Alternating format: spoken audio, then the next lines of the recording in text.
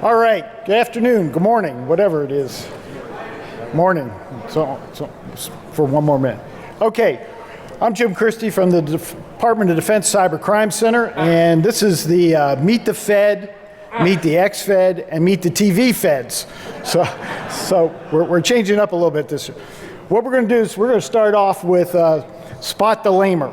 Okay, you know, they've been playing Spot the Fed for years here, and we think it's only fair play to turn it around and pick the sumbitches out there that are lamers.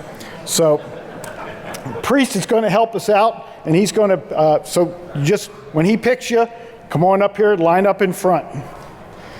Get him, Priest. Hey, any volunteers?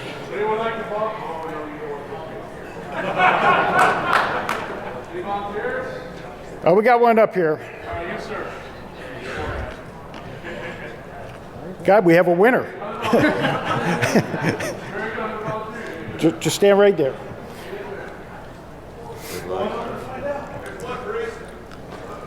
Great. Right here. Get some good-looking women up here, Priest. Yeah. Okay. No. Spot the lamer. Oh my God. Need about 2 or 3 more. Okay, what we're going to do while we find the last couple, the rules are, we're all going to take a turn asking each of you a question. Guys, answer the question and answer it loud enough over there. There's speaker, the microphone's right over there. Answer the question, and then we're going to have the audience vote who the lamer is. Okay, you might win big prizes. A date with David McCallum.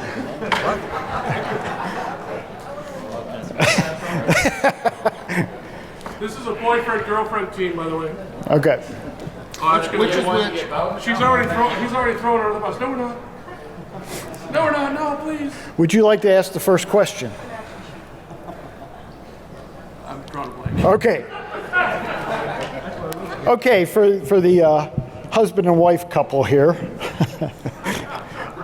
The question is, where do you store your porn? Ma'am, where do you store it? Ma'am, where does he store his porn, ma'am?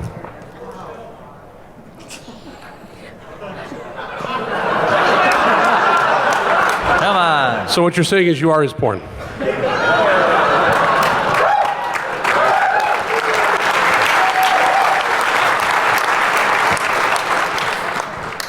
I didn't hear. Did she answer? I'm going to give myself one of these. So where does she store her porn? It's actually in a shoebox under the bed. Oh, she's old school. Okay, David, would you like to ask a question? The microphone's right there. Who am I asking here? Pick one. Pick one. The gentleman right in front of me, right here. What websites do your neighbors frequently visit?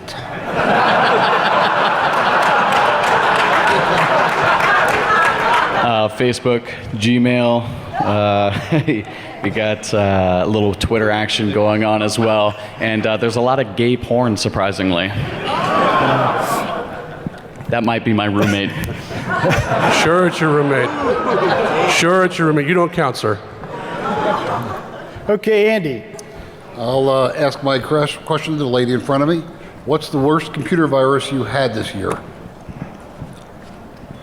I didn't have any. My husband does the firewall. Oh, that's a bullshit answer. Oh, come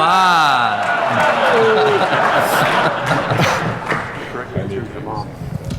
Leon. Yeah, I'd like to go back to the couple again. Have you ever flipped the dirty bit? There's no flipping. There's no flipping was the answer. John. All right, good we'll go to the Catholics, guy sir. down the end here. Finish this sentence. The internet is for... Porn. A very good question. I've got to go back to... the first speaker. The internet is for whatever we want to make it useful for. Do you work for international imports, sir? No. Okay, Justin. All right. Let's do you. Have you ever had a lightsaber battle in public? Yes. Fantastic. Dude, With beer cans. You win that, Justin. Riley. All right, I'll go to this gentleman right here. How much money did your mother give you towards your DEFCON registration?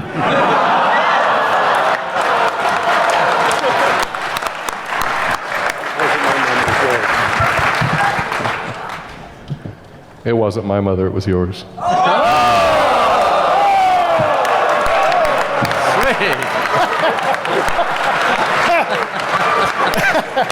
Holy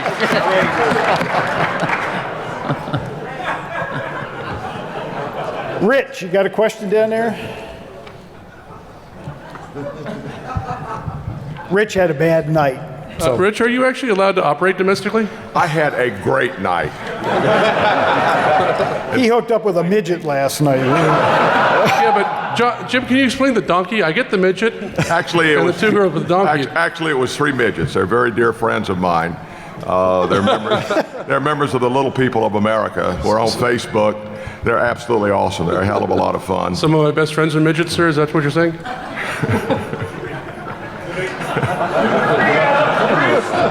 Well, we're walking too far there, priest. They no longer have don't ask, don't tell. So that's true. Size doesn't matter, right?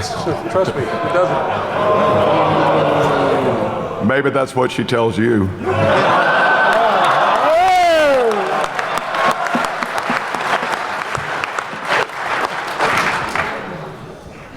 All right, next dude.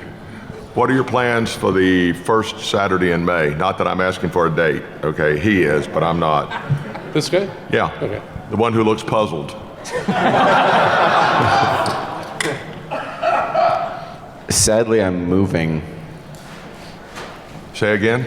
I'm moving. Oh, big whoop. Okay, what we're going to do is need the audience to vote. You missed Wait, you have at least one that doesn't answer your question. You missed the blonde. Okay, I'll ask You asked that for a one. blonde and you skip her. What's Oh, going on? sorry. Here? Does your wife know? Because she's here, I think. Did your last romantic relationship involve any human contact? Barely.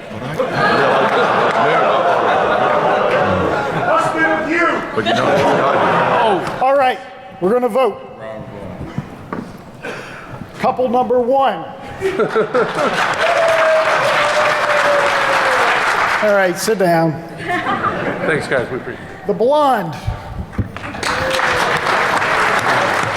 You have been eliminated. You've been voted off the island. I'm sorry. All right, this gentleman. Wow, tough crowd. See you later. This young lady.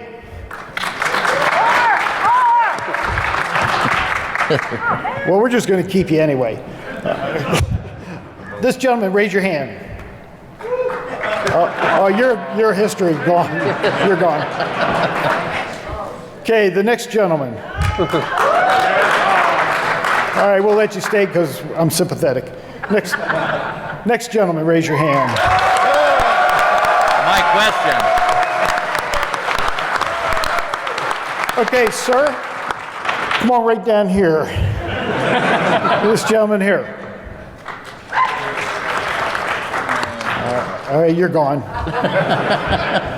The old fart down the end. All right.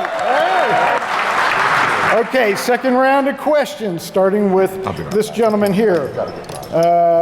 How old is your MySpace account? Okay.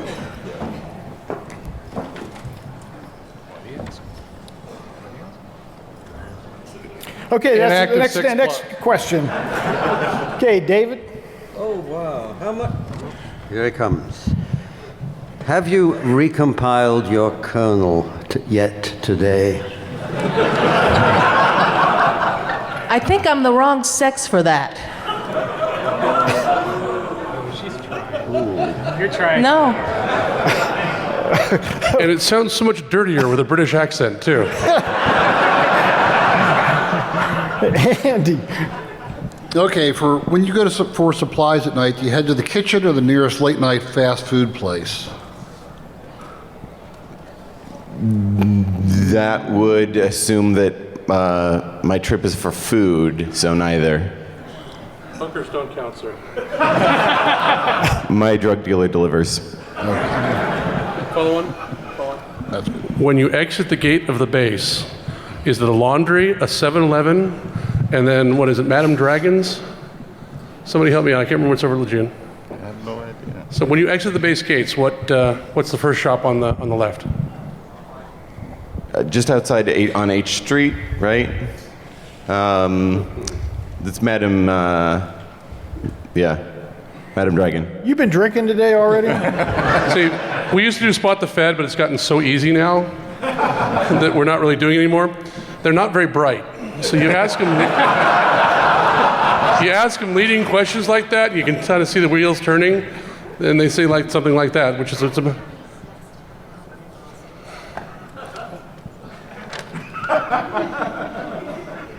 hold that thought. Okay, Leon, last question. Right. Which do you best relate to? Bachelor frog, socially awkward penguin, or paranoid parrot? I'm not sure I know what all of those three are, but the paranoid parrot, maybe that one's the one for me, because I'm good at repeating stuff, and yeah, actually the longer I've been in this business, the more a paranoid I become every day. Lamer. All right, now we're going to do the final vote. Okay, contestant number 1. Contestant number 2. All right, you're eliminated. Contestant number 3. See ya. Contestant number 4. I think we have a winner, contestant number 4. So if you'd step right up here, sir. We've got a couple prizes for you. We have the Lamer t-shirt. And we have a DoD Cybercrime Response Team t-shirt. And if you go down, folks have gifts for you.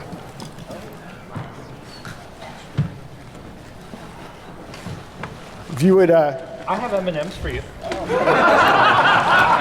Because I forgot my good stuff in the room.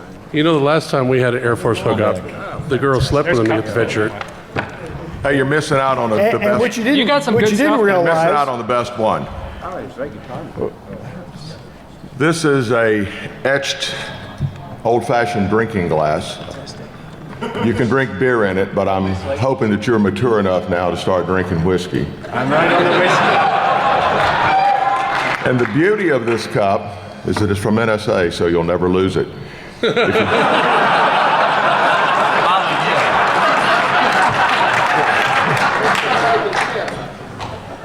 Enjoy it in good health. Thank you very much.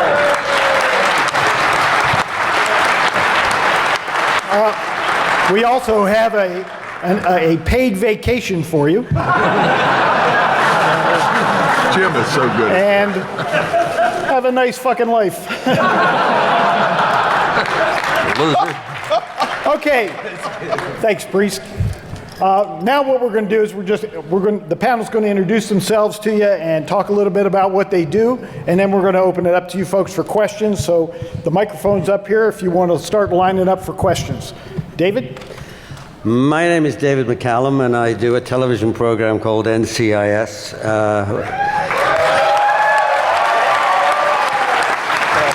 And I am extremely fortunate. I just signed a new contract, and a couple of years from now I shall be heading for my 80th birthday. So when I hear... Yeah. I think it's the genes as much as anything, and the care that my good wife, Catherine, here takes of me. But what is fascinating about my life is that whenever you act and do a job, you get a script, you get a part, and you learn the lines, you go along, you do it. But when it came to this particular show, I had never heard of NCIS, and I knew nothing about pathology. So you're looking at someone who has spent 10 years very much involved with the real NCIS. We've just come back from Washington and been down there with them, and been working with the Marine Corps Scholarship Foundation, and it's a whole new life that I have as a result of the show.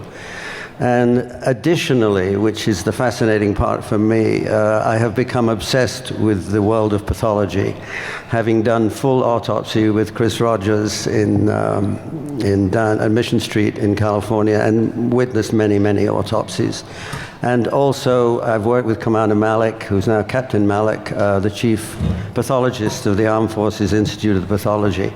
So my life is now divided into my life as an actor and my life as a crazy actor who just loves to do all this other stuff.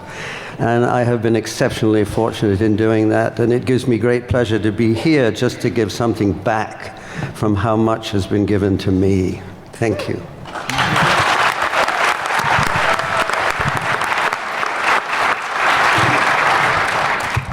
My name is Andrew Freed. This is, I think, my 14th DEFCON. I'm retired. It's been a long time. I was much younger back then. I'm retired Internal Revenue Service / Treasury. And since I've been... Oh, everybody loves us. It's TSA you're supposed to hate, not IRS. We hate those some bitches too. IRS never approached you with rubber gloves on saying bend over. What a shitty thing to do. Anyway, since I've retired, I have a company called DTech. Those of you that are interested in online sinkholes and research, I have a talk at 5 o'clock with Paul Vixie where we're going to talk a little bit about what we did with the DNS changer stuff. Pretty much now, since I'm retired, I don't have to worry about most laws, or at least not the unimportant ones. So I'm pretty much an online vigilante, doing a lot of research for spam trap, passive DNS, and some other stuff.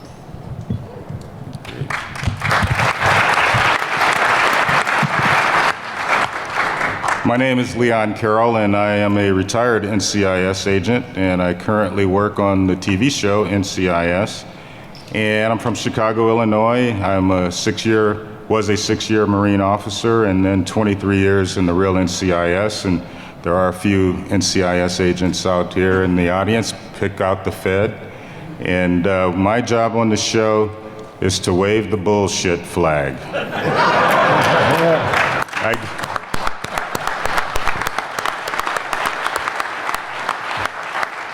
I get to read all the scripts that come in, 212, 213 now, over 9 seasons, and thank goodness I don't get to wave the flag too often, but they do listen to me when I do. I know nothing about computers. My wife, Jackie, sitting down taking pictures right now, does all my computer work, and thank God for that.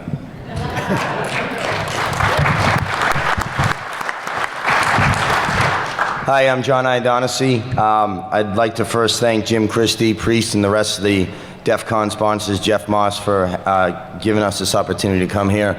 I work at White Canvas Group. We sponsored the speaker party on the rooftop of the Rio. I hope some people were able to make it. I spent most of my time in the military, in the SEAL teams. Unfortunately, I tried to catch a bullet in 2007, which I don't advise. I still won, but it was a long process. In the meantime, I kind of switched gears and began doing a lot of different digital operations, both for the Special Operations Forces and for other government agencies. Make no mistake about it, if the government and or units that we work with is out to find you, they will. It's not a question of do you think it might happen, it's a question of it will happen and how much time and resources. So we have some of the world's greatest and talented, not just programmers, but creative minds. I think at the end of the day, creative minds can be used both for military purposes, but also humanitarian purposes, education, and just making the world a better place. So fortunate to be here and look forward to your questions.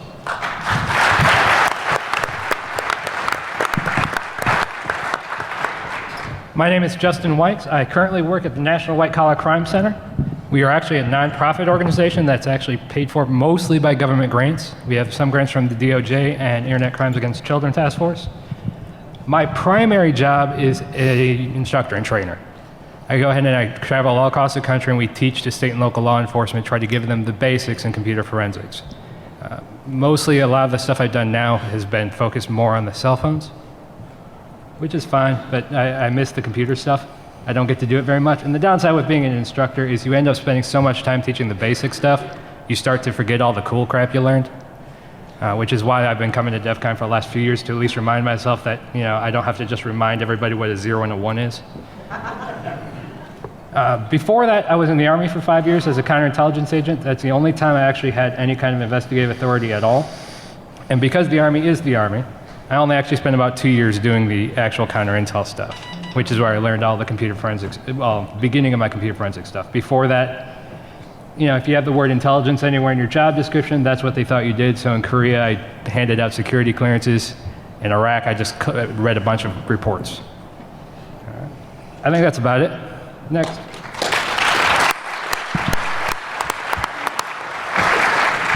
Good afternoon. My name is Riley Repko, and I'd also like to thank Jim and all the staff here at DEF CON.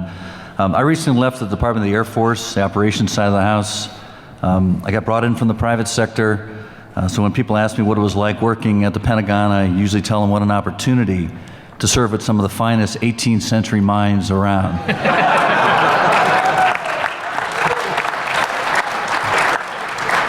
Best of the breed. That's right. My focus is all about leveraging you all, the wizards. What I did for the vice chief was to build a bridge between the seeker, us that have a requirement, and the solver, all of you out there. Sounds trivial, but when you deal with a lot of parochial silos, it gets pretty challenging. But I left government. I'm now at Virginia Tech as a research fellow, and I'm also building that box. So I'm all about, again, connecting. And delighted to be here, and thank you very much.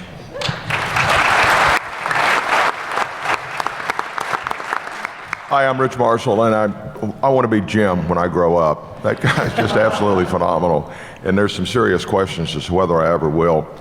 I've had a checkered past. I'm the only lawyer on the panel. I specialize in information warfare law, so that makes me kind of a unique individual in some people's minds. How many of you have heard of eligible receiver 97? You know, the scary thing is the number of hands that come up when I ask that question at DEF CON gets smaller every year, and it shouldn't. Every one of you need to go back and Google eligible receiver 97, and here's why. I was a legal architect and led the red team for eligible receiver 97, and the issue was the chairman of the Joint Chiefs of Staff at that time did not think information warfare was real. It was only a laboratory experiment. And the idea of moving ones and zeros across the world to do good and bad was just not intellectually or electronically possible. So they wanted to have an exercise to demonstrate that it was, okay? We downloaded techniques from the internet, studied them very carefully in the laboratory so that we would not have any unexpected consequences. And we used those techniques, many of which had been developed by DEF CON graduates, vulnerability researchers. I hate the word hackers. I always encourage people to use the word vulnerability researchers because that's really what you're doing. We used those techniques and brought down a warfighting sink in a matter of hours. Now, we had to do an awful lot of reconnaissance ahead of time. The importance of that exercise was that it demonstrated to the senior military leadership in our government and to our top political leadership, Bill Clinton at the time, that information warfare was real. Computer security needed to have a top spot at the senior management level. Now, my transition point, how many of you are CEOs out here? Yeah, not that many, but a few. Go back and tell your CEO how important it is to have computer security, to protect the intellectual property, to protect your business operations. Most of the time when you use the word security, they think of guns, gates, guards, and money that they never recover. They don't get a return on investment. But if the CEO does not do his job or her job correctly in terms of protecting their assets, they will get an ROI. It's called risk of indictment rather than return on investment. So that's message number one. Message number two, and I'm very, very proud of this, is I encouraged an Air Force colleague of mine who led a very special Air Force team to come out to DEFCON, wear his uniform, get on a panel, and recruit from the audience. He did. He's now at Microsoft, but his legacy lives.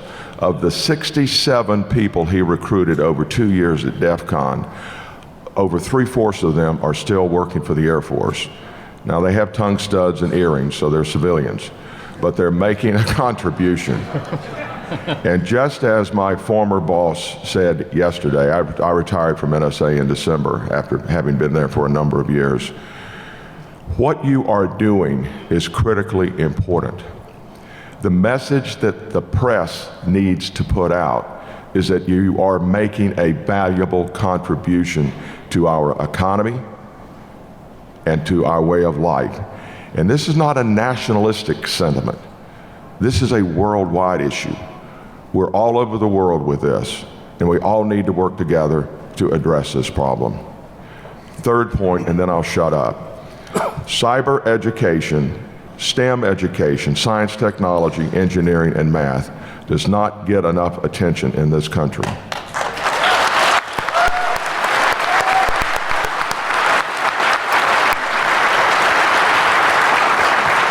We provide sports scholarships for people who go into the professional sports and have a shelf life of 5 or 7 years.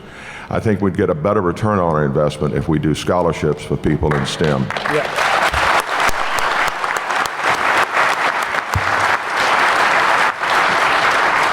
At our major universities and colleges, over half of the postgraduate, the master's degree and PhD students are not U.S. citizens. They graduate, and under our current immigration policies, they have to go home.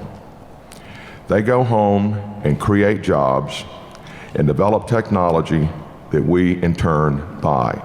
I call that reverse colonialism. I'm a strong advocate of stapling a green card to every one of their diplomas to keep them here.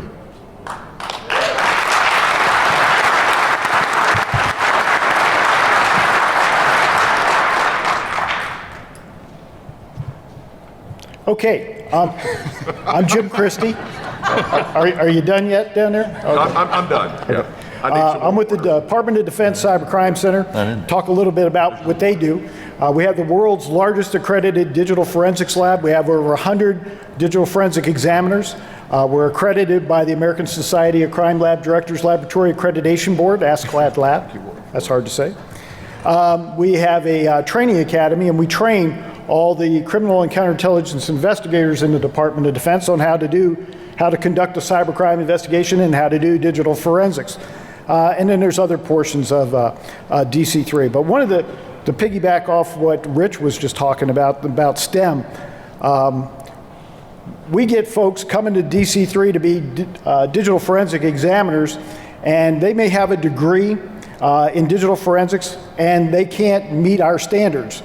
So what we've done is we've created a STEM program called the Center for Digital Forensics Academic Excellence, and we are partnering with multiple 2- and 4-year and graduate level universities to create standards for digital forensics and certify not only the program of the school, but also certify the individual students so that we can produce quality folks out there, and you're not buying a pig in a poke, either as a private sector or a law enforcement agency. A lot of you, I've seen several of you have come up and talked to me this past week on our challenge. We run the DC3 Digital Forensics Challenge. We have about 900 teams from 51 countries currently participating. I would encourage you to go to our website, dc3.mil, check out our challenge, and if you have kids, since all of you have grown up here over the last 20 years and have kids now, get your kids involved in digital forensics for us, because we really need quality people coming through. Another thing that we have going for DEFCON kids, we brought in, our team from DC3 brought in 3 digital crime scenes. So Nico did a terrific job with the hotel, and we have 3 suites upstairs, and we have a digital crime scene each one, and so the kids, the DEFCON kids, are being scheduled, and they have a half hour to do a search of these crime scenes. So if you're interested and you have kids that are here, please sign up for that. One of the other things we have is an online, an assessment on digital forensics and cybercrime investigations. It's called CSI Cyber. You go to our website, and we'll give you a link.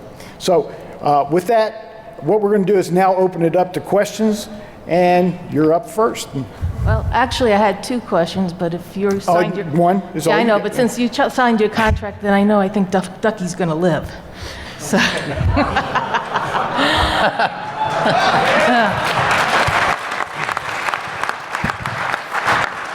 I have 7 grandchildren, and they all need educating. Okay.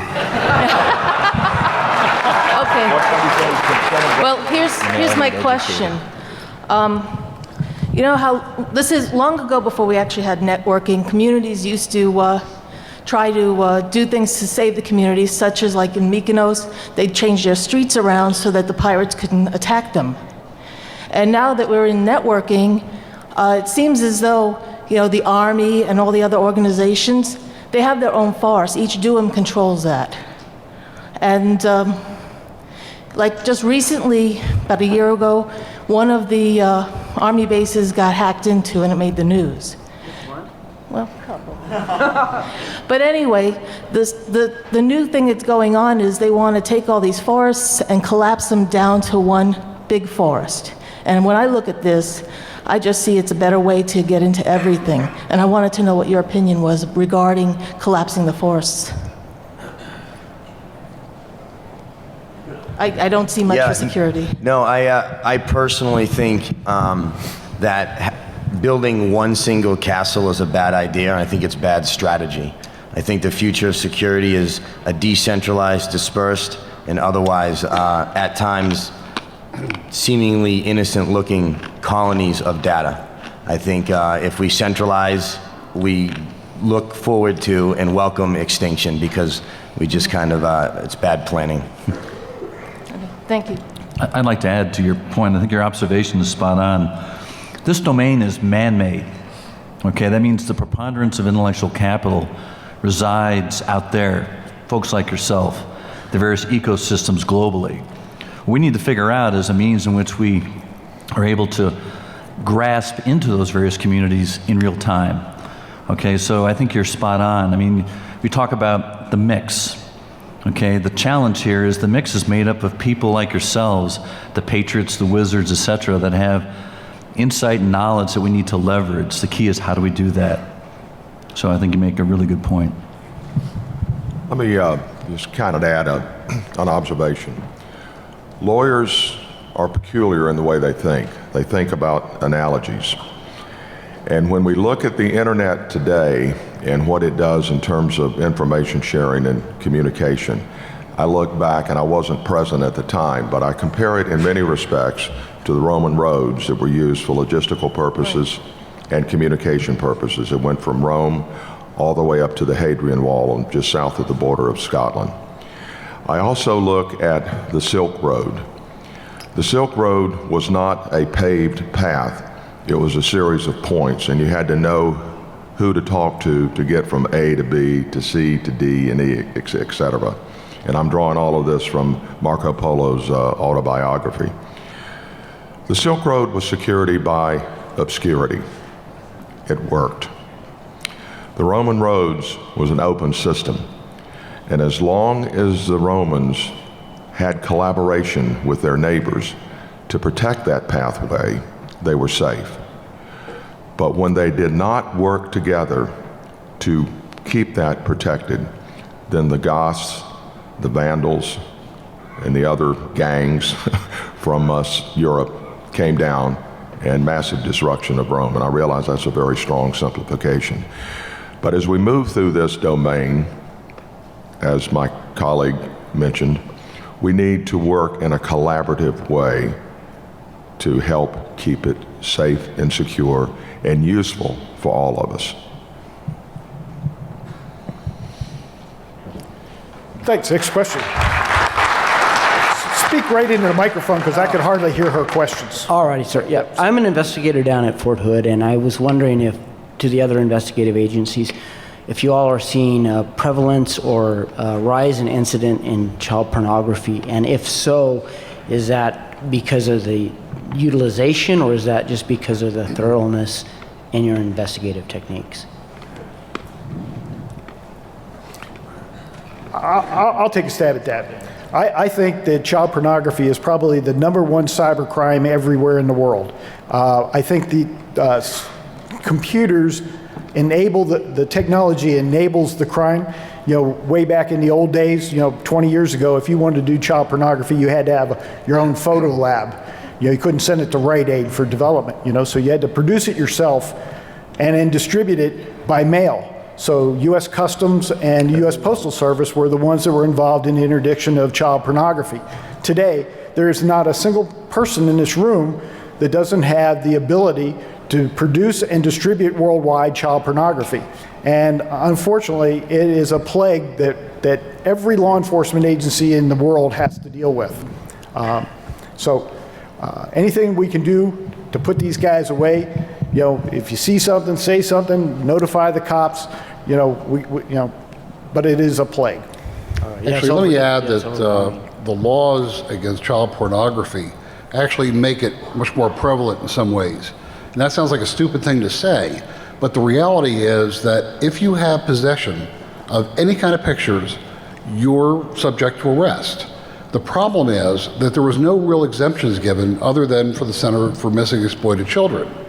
So if somebody complains to an ISP that they've come across an email that points them to a pornographic site, the ISP is not going to go to that site to see, because the mere clicking of that link puts the copy on their machine and would subject them to arrest. In reality, what happens is there's an awful lot of private trust groups, I guess for lack of a better term, that operate on the internet that constantly feed different people, including federal agencies and other government agencies, information. And even in those groups, they will not click on links if somebody suspects child porn. In one case, I have a spam trap set up that I get about 10 to 15 million emails a day on. And I have all sorts of regexes and heuristics that I use to look for stuff. I will not look for child porn because I am not going to click on it and find out, whoops, it is. So unfortunately, the way they've done the law, it's made it much more difficult to detect because nobody wants to check to see if it's there. Kind of like a catch-22. Okay. Yeah, sometimes we get leads from ICE, so they'll say, hey. Sorry, what? Sometimes we will get leads from ICE. They'll come and say, hey, in this area we have these individuals, and then we'll do a joint. Well, there's a lot of child pornography out there. There's some fake child pornography, but it's been a problem. It will continue to be a problem. And it's exasperated by the fact that the people that are out there that are monitoring for things will refuse to even look for it to try and refer it to other people. Okay. All right. Thank you. Good afternoon. Thank you for coming. About 13 years ago, I worked for a software company that provided a database that tracked gang members in California. And this was a non-prosecutorial database, meaning you couldn't use it in a prosecution against somebody, but you could use it to track somebody or investigate somebody. And these databases are growing and growing, and it's gangs, or it's this, or it's that, and it's more guilty till proven innocent. My question is, what are your thoughts on this, and is it valuable to you as officers, or do you see it as an invasion of privacy?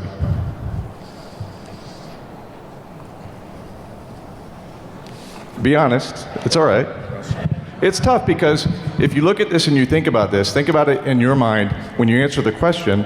These are 13-year-old kids. Most of them are minorities who are in this database, and they've done nothing wrong, right? So, well, having been out of the system for about 10 years, I can tell you going back and being in LA, which at that time was probably one of the largest node, gang activity in the world.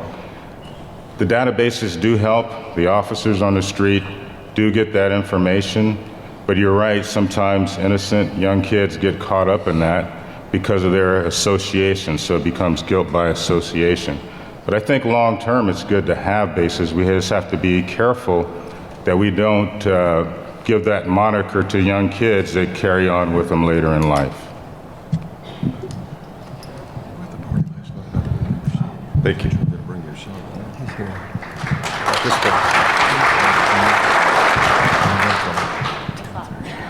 First of all, thank you all, gentlemen, for taking the time to be here today and speak with us. Hopefully next year, maybe some lady feds as well, as we have more girls in the audience. They're on the next panel. Relax. Perfect. I'll be here to see them as well. So I'll keep a question short and sweet, mostly to Rich from the NSA, but I'm happy to hear all of your experienced thoughts about this. You mentioned that an eligible receiver, you spent a lot of time doing reconnaissance.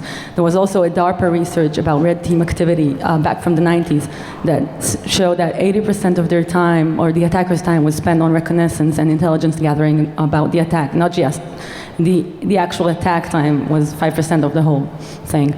Do you think in this day and age, is that still relevant, or is the exposed electronic attack surface made the whole reconnaissance and intelligence gathering stages much easier for the attackers? Thank you. Wow. Things have changed a lot. You know, the understanding level has changed significantly in terms of that issue. And let me give you an example. A year after we conducted the exercise, we were given permission to brief the National Security Law Division of the American Bar Association in Washington, D.C. And it took place the day after Galaxy 4 went off station. Now, satellites, as you know, are geosynchronous, but they kind of wobble around like a bumblebee coming in for a landing. They just don't stay stuck. The satellite got off track just a bit, and so that particular afternoon and evening, no one could use their credit cards because the credit card information was bounced off the satellite to a processing center in St. Louis at that particular time.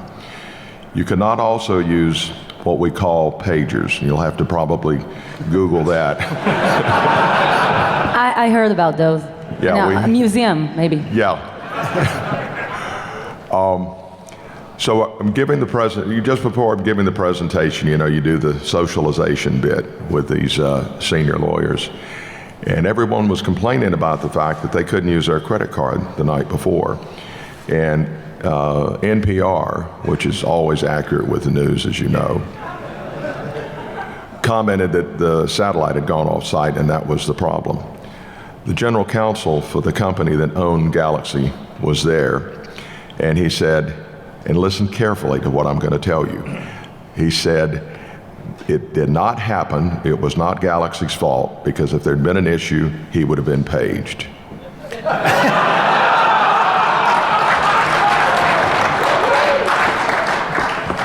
We don't have that issue today. You know, people are becoming more and more educated, whether they by immersion associated with the internet and computers, and I think that's a good thing. I think that's a good thing. It does open the door to a broader attack surface, but because we're smarter, we should be able to handle that. We should always be ahead of the bad guys and girls because we're smarter. And I truly believe that. And I hope that answers your question. I have a hard time hearing sometimes. I'm an old guy. So I hope I answered your question correctly. Well, partially, but I'm going to let these guys ask their questions too. So thanks a lot.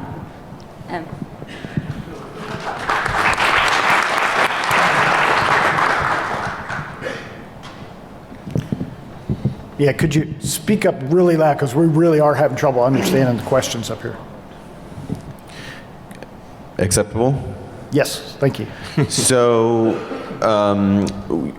generally, federal agencies are staffed by well-intentioned individuals, and so I was wondering to what extent programs that this audience finds alarming are considered problems within those agencies, and if so, what actions are taken to fix them? Well, we didn't track anybody at the IRS. I couldn't answer that.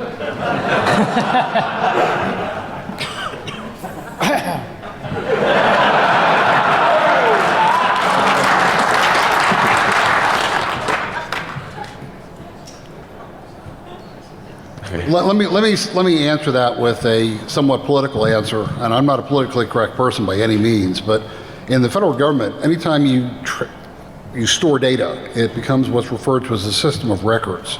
And in order to develop that system of records, you have to get approvals like way up the chain. So ad hoc databases of that kind of information, whether it be personal information or gang information or whatever, never will exist in the federal government, at least in the civilian side, without a system of records being advertised, publicly. So the data that is stored is generally cleared data. It's published, what it's used for, how it's to be used, and who has it and where it's stored. So you don't have these under-the-table ad hoc type databases sitting around. And in order to generate or to justify any system of records, you have to talk to people upstream of you and justify, how long you're going to have the data, how you're going to purge the data, who's going to have access to the data, what kind of FOIA requests can be answered from the data, and whether or not it's going to be permitted for any kind of prosecution type stuff. So it just doesn't happen out of the clear blue sky. How about I didn't work for DHS, so I can't answer. That's an org chart, so that's a problem there. With regard to your comment, if you look at the military agencies, this is something, as a retired military officer myself, we've got the best world-class, best fighting force in the free world. We're so regimented, think about that, so regimented and therefore predictable that my challenge there, that could be our nemesis, especially within the cyber domain. Riley, I'd like to jump in on that. One of the biggest areas that really shook the bureaucracy and really rattled the lattice work of plumbing inside the bureaucracy with regards to data was the Arab Spring and social media. There's continued ongoing debates about Facebook and Twitter and what is public and what is private and what does this all mean. At the end of the day, though, you take an online environment like YouTube that is in many cases changing people's lives, whether you're a potato farmer in Soy, Kenya, that's able to find out that sprinkling ash on your crops saves you and your family money and lives, or you're using YouTube to learn about America or some other country, or etc. So where does the social media data fit into the existing lexicon? And I'll tell you, the government, just by nature, defaults to, we need to really look at this for the purposes of privacy. That is the #1 gateway discussion before any of this is taken into consideration. So right now, I would say there's a continuing discussion, and I haven't seen any verifiable resolve, unless you guys have, where how do they fit this into the framework of government data for the good of saving people, for the good of understanding if there's a disaster or some of the other nefarious objectives. So it is something that is forever changing, and it's the nature of the bureaucracy to default on the side of protecting the people's privacy. Let me also add that all of the really good data isn't being stored by the government, maybe with the exception of NSA, because I don't know what they have. But when it comes to a lot of the information that's on the internet, there are private companies that make their living getting, collating, collecting, and analyzing that data. And it's very easy for somebody, like when I was an investigator, if I had a problem, I could send a note out to certain mailing lists and say, hey, does anybody have any information on this IP address? And I'd have 20 investigators or researchers coming back saying, well, on so-and-so date, we saw that address, accessing Tor, and we saw this address being used to spend out cut whale mail and everything else. Probably one of the funniest stories I had to tell is that very, very early on, IRS was one of the very first government agencies to actually get targeted by phishing sites, phishing schemes. And we had one that was in Japan. I just couldn't call anybody and get it taken down. So I put a note out on one of these security lists that I was on, one of these secret squirrel type lists, that only people that know each other get onto. And I said, I'm having a problem with this ISP in Japan. Does anybody have the ability to take this site down? And I got a note back about 5 minutes later. It says, hey, yeah, no problem. I took it down. So I wrote back to him and said, any chance you can get me the logs from that? Because I'd really like to see, where the FTP logs were sent up to see maybe where we can track back the phishing site, the actual source. And he wrote back about 20 minutes later, said, yeah, no problem. Here's the logs. Here's the data. Let me know if you need anything else. And I wrote back, I said, thanks. Are you the system administrator? The guy wrote back and just said, no.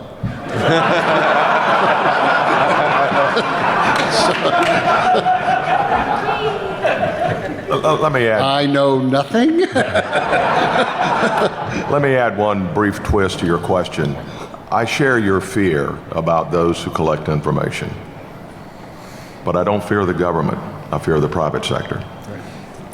There is so much oversight, properly so, on the government. And in the United States, you're protected. You've got constitutional protections. And people who violate that in the government are punished. You do not have that constitutional protection from the private sector. And I'm not going to mention any of their names other than the ones I've mentioned already. But they're the ones you have to watch for. There's something I learned very early in my career. Anytime the government tells you you should do this because it's good for you, they're lying. I personally trust the government less than I do private industry, having been there for 20 years. Okay, on that note.